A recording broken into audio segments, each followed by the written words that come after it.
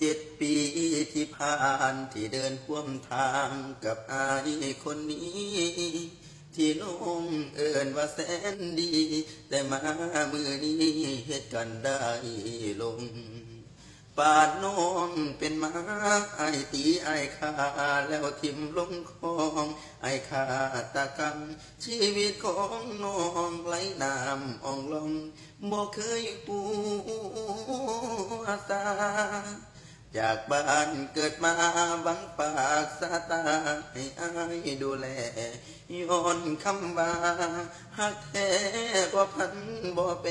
หัวใจดอกนาถ้าย้อนกลับไปได้ขันยังบ่ตายอยากถามอายว่าสิฆ่าสิแกงเฮ็ดยังละนาคันว่ามืดค่าก็ส่งคืนพ่อแม่อายคือเฮ็ดได้บ่มีหัวใจสงสารทั้งแค้นทั้งทรมานกายเป็นวิญญาณหัวใจอ่อนแอเจ็บคักอีหลีความรักษานี่คือเจ็บคักแท้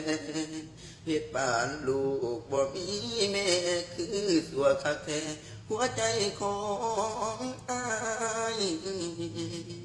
คนเป็นทั้งคนข้าแล้วบ่สนเจ้ายังยิ้มอ่อนอยากย้อนเวลาไปบอกเอาอย่างน้อยดูหัวใจฝากบทเพลงนี้เป็นอุทาหรณ์ให้คนทั้งหลายหากใครมีสิทธิ์เลือกได้อย่าหักผู้ชายบ่เห็นคุณค่าอายคือเฮ็ดได้บ่มีหัวใจสงสารทั้งแค้นทั้งทรมานกายเป็นวิญญาณหัวใจอ่อนแอ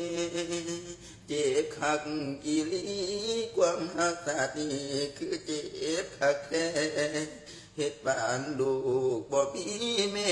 คือสัวคักแท้หัวใจของอายคนเป็นทั้งคนข้าแล้วบ่สนเจ้ายังยิ้มอ่อนถ้าย้อนเวลาไปบอกเอาอย่างน้อยหัวใจฝากบทเพลงนี้เป็นอุทาหรณ์ให้คนทั้งหลายหากใครมีสิทธิ์เลือกได้อย่าหักผู้ชายบ่เห็นคุณค่าฝากบทเพลงนี้เป็นอุทาหรณ์ให้คนทั้งหลายหากใครก็มีสิทธิ์เลือกได้แต่อย่าหักผู้ชายที่บ่เห็น